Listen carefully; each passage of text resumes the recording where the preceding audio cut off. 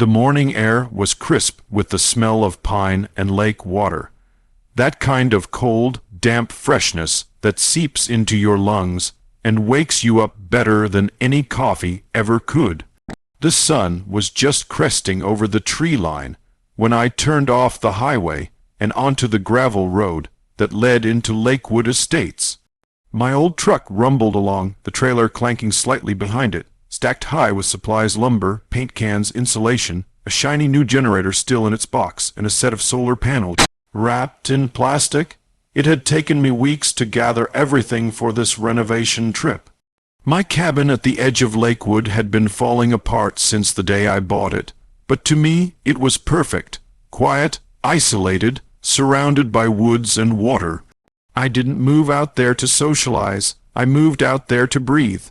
The gravel road wound between cabins and vacation homes, all polished to an unnatural shine. Freshly painted mailboxes, uniform fences, not a leaf out of place. I knew this stretch well. It was the domain of the HOA, and more specifically of her, Karen Latimer, president of the Lakewood Homeowners Association. She was a permanent fixture of the community, like the geese or the moldy welcome sign by the gate, except far less pleasant. Everyone had their story about her, someone who got fined because their flower pots weren't the approved color, or the poor guy who had to repaint his house 3 times because his beige was too beige. I tried to keep a low profile. My cabin was on the far side of the lake, technically outside the main HOA section, but that didn't stop Karen from checking in occasionally. I'd learned to expect her sudden appearances, like you'd expect mosquitoes in July, unwelcome but inevitable. I slowed down as I approached the checkpoint gate. It opened automatically when the system recognized my plate, but before I could roll through, I caught sight of a figure standing by the curb in a wide-brimmed sun hat, phone in hand, watching me like a hawk sizing up prey. I didn't even have to see her face to know. Karen. She lowered her sunglasses as I rolled by, her lips pressing together in that tight little line she did whenever she disapproved of something, which, from my experience, was most things. I gave her a polite nod, pretending not to notice the way her eyes darted to the back of my truck. By the time I pulled into the dirt lot beside my cabin, I could almost feel her disapproval radiating from across the lake. I shut off the engine and climbed out, stretching my arms. The air was quieter here, softer. Birds flitted through the trees. The lake shimmered like glass. I dropped the tailgate and began unstrapping the tarp. My dog, Scout, hopped out of the cab and began sniffing around excitedly. "Back to work, buddy," I said, patting his head. "Let's get this place livable before winter hits." The sound of gravel crunching behind me made me freeze. I turned, and sure enough, there she was, marching down the path like she owned the forest, that hat still perched perfectly on her head, clipboard in one hand, phone in the other. "Good morning," I said carefully. She didn't respond right away. Her eyes moved from the truck to the supplies, calculating, suspicious. "What," she said finally, "is all this?" I wiped my hands on my jeans. "Just some materials for the cabin. Got a few repairs to do. New deck, maybe some solar panels." Her eyebrows shot up. "Solar panels?" She said it like I'd just confessed to building a missile silo. "Those are not permitted without written approval from the HOA board." I almost laughed. "My cabin isn't part of the HOA, Karen." She stiffened, visibly offended that I'd skipped the MS. "Latimer, everything within Lakewood's boundaries falls under community oversight," she said, emphasizing the last 2 words as if quoting scripture. "That's funny," I said, opening the first box and pulling out a bundle of rope. "Because my deed says otherwise." Her eyes narrowed. "Well, we'll see about that. You can't just bring in industrial equipment without notice. There are safety codes, environmental regulations, aesthetic standards." "Karen, it's a generator. It's for backup power. The only thing it'll hurt is the mosquitoes." She crossed her arms, clipboard pressed against her chest. "You know, We have very clear rules about noise pollution, too. The residents won't appreciate it. There are no residents within a mile of here," I interrupted, still trying to keep my tone light. "Unless you count raccoons as residents," a scout barked, as if to punctuate the point. Karen's nostrils flared. "Don't get smart with me. You think you can just come in here, haul in whatever you want, and ignore the rules the rest of us follow? That's not how community living works." "I'm not living in the community," I said simply. "I'm fixing up my cabin." She looked as if I'd personally insulted her mission in life.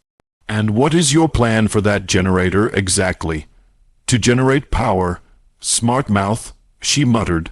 Then she pointed to the pile of lumber, and that, "You can't build new structures without submitting blueprints. That could be a violation." "Not a structure," I said. "It's a dock, for my property." "A dock," she said sharply. "You can't just, Karen." I said, finally turning to face her fully, "My cabin is outside the HOA zoning. I checked before I bought it. You have no authority here." She blinked, then tried to recover her composure. "Well, it's adjacent to HOA property, and that still makes it subject to environmental review." "Review by who, you?" Her mouth opened, then closed again. For the first time she seemed unsure, but that uncertainty quickly hardened into determination.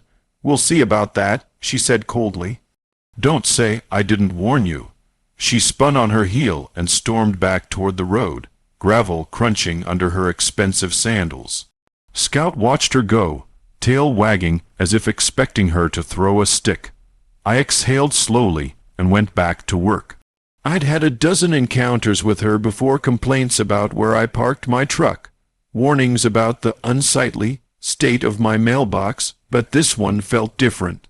There'd been a gleam in her eyes this time, a mix of outrage and curiosity. I loaded a few boards onto the ATV trailer and started up the path toward the cabin. The woods swallowed me again, quiet except for the hum of insects and the rhythmic squeak of the trailer wheels. Still, I couldn't shake the feeling that I was being watched. When I reached the clearing, I glanced across the lake. Sure enough, a flash of sunlight glinted from the opposite shore, the unmistakable reflection of binoculars. I chuckled under my breath. Let her look. I said to Scout, "She'll get bored eventually." But as I started unpacking the first box of solar panels, I caught the faint sound of a car door slamming in the distance, followed by the unmistakable tone of a phone dialing on speaker. Karen wasn't bored. She was planning something, and I had a sinking feeling it wasn't going to be as simple as another angry email. "You said—" The day had settled into that soft, drowsy stillness that only comes when the sun sits high and the lake glimmers like a polished mirror. The air smelled of sawdust, pine sap, and the faint tang of gasoline from the generator I'd just unboxed. Scout lay stretched out in the shade, tail thumping lazily every time I moved. I'd gotten a good rhythm going: unload, carry, stack, repeat. Sweat rolled down my neck, but it felt like progress, the kind that made sore muscles worth it. I was halfway through hauling a set of 2x4s to the back deck when I heard it. A distant siren, faint at first, then growing louder. Out here, miles from the main road, sirens didn't just happen. My first thought was maybe there'd been an accident by the entrance, but as the sound grew clearer, winding along the lake road, a knot formed in my stomach. By the time the sheriff's SUV rounded the bend and rolled to a stop in front of my property, I already knew who was behind it. And sure enough, right on cue, her little electric golf cart came sputtering up behind, hazard lights flashing as if she were escorting the president himself. Karen climbed out, looking triumphant, clipboard in one hand, phone in the other, lips pursed in what I guessed she thought was righteous indignation. The sheriff, a broad man with sunburned cheeks and a weary expression, stepped out of his vehicle. "Afternoon," he said, adjusting his hat. "Got a report of stolen property and possible trespassing." I blinked. Stolen property? Karen immediately jumped in, pointing a perfectly manicured finger at my truck. Yes, that's him. I saw him loading community supplies into his vehicle this morning. We had a shipment scheduled for the Lakewood dock, and he intercepted it. The sheriff glanced at her, then at me. Sir, mind explaining? Gladly, I said, wiping my hands on my jeans. Those are my supplies. I bought them myself. You're welcome to check the receipts. I walked over to the truck, opened the glove box, and pulled out the thick envelope I'd stuffed with invoices from Home Depot, Lowe's, and a local lumber yard. Each had my name, my card number, and the delivery date, all matching the materials stacked neatly by the cabin. Karen scoffed. Oh, please, anyone can print fake receipts. He was hauling those boxes off a delivery truck this morning. I saw him. The sheriff flipped through the papers. Home Depot in Oakville, he said aloud, purchased this morning, pickup time 8:47 a.m. He raised an eyebrow. That line up with when you claimed the HOA delivery happened. Karen hesitated. Well, our delivery was at 9, but still, that doesn't mean. He turned another page. Paid with a personal debit card, same name on every receipt. That's pretty solid documentation. Her composure cracked for a moment. You don't understand. These materials are for community projects. He's using them to build on common property. I crossed my arms. My cabin isn't HOA property. We've been through this. She spun toward him, voice rising. Everything within Lakewood's perimeter falls under HOA oversight. He can't just build structures without approval. He's breaking our bylaws. The sheriff sighed, looking at her with that particular expression law enforcement gets when they've dealt with the same nuisance caller one too many times. Ma'am, HOA bylaws aren't criminal law. If you've got a dispute about building codes, that's a civil matter, not something for 911. Karen's jaw tightened. He's lying. He's always been trouble. Loud tools, ugly truck, and that dog. Scout, hearing his name, gave a soft bark, tail wagging.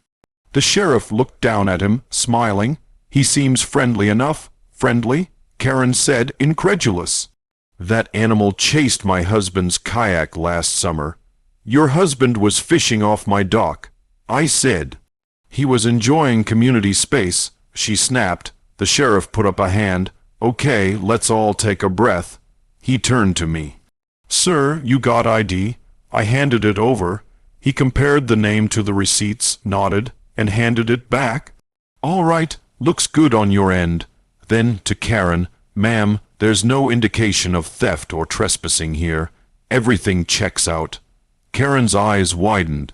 You're just going to let him get away with it? After everything he's done? The sheriff's voice hardened. He hasn't done anything illegal, but you, ma'am, have now made a false report to emergency services. That's misuse of 911. I could fine you for that. She froze. You wouldn't dare.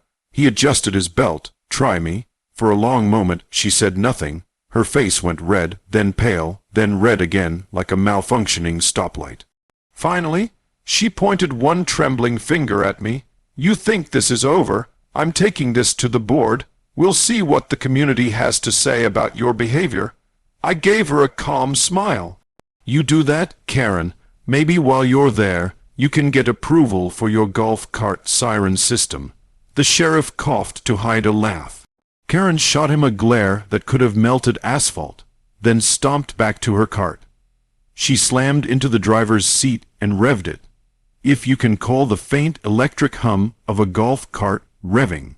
Gravel sprayed weakly behind her as she tore off down the path toward the main road, her sun hat wobbling like a deflating balloon. The sheriff watched her go, shaking his head. You'd be surprised how many calls we get from her. Last month she reported a suspicious vehicle that turned out to be the mail truck. I chuckled. Sounds about right. He turned back to me. You've got all your paperwork straight, but if she keeps this up, I'd recommend setting up a camera out front, just to cover yourself. Already done. I said, nodding toward the small security cam mounted under the eaves of the cabin. Figured I'd need proof eventually. He smiled. Smart move? Well, you take care, Mr. Lewis. Enjoy the lake. I thanked him, and he drove off, the sound of his tires fading until all that was left was the hush of wind through pine branches. The only evidence of the encounter was a few faint tire marks in the dirt, and the faint echo of Karen's frustration still hanging in the air. Scout trotted over, tail wagging, and dropped a stick at my feet. I picked it up and tossed it into the water. "You know," I said, watching him splash after it, "if she spent half as much energy fixing her own problems as she does causing mine, this place would be paradise." The lake shimmered, still and blue, reflecting the tree line like glass. I leaned against the railing of the half-finished deck, finally letting the tension drain out of my shoulders. The sheriff's visit had been a nuisance, but it was also strangely satisfying seeing Karen's plan unravel right in front of her, her authority crumble when faced with something as simple as truth. I looked down at the stack of materials waiting to be used and smiled. "All right," I said to no one in particular. Back to work. By the time the sun started setting, the lake glowed gold, and the last of the boards were neatly stacked beside the dock. Scout slept by the generator box, the faint rhythm of his breathing mixing with the rustle of water against the shore. Across the lake, I could see the lights from Karen's house flick on. For a moment, I thought I saw a shadow move near her window, then the glint of binoculars again. I laughed quietly. "Go ahead and watch," I murmured, "but everything you see, it's mine." And as the sky deepened to orange and violet, I went back to my workbench, content, while the faint hum of crickets drowned out the last echo of Karen's sirens.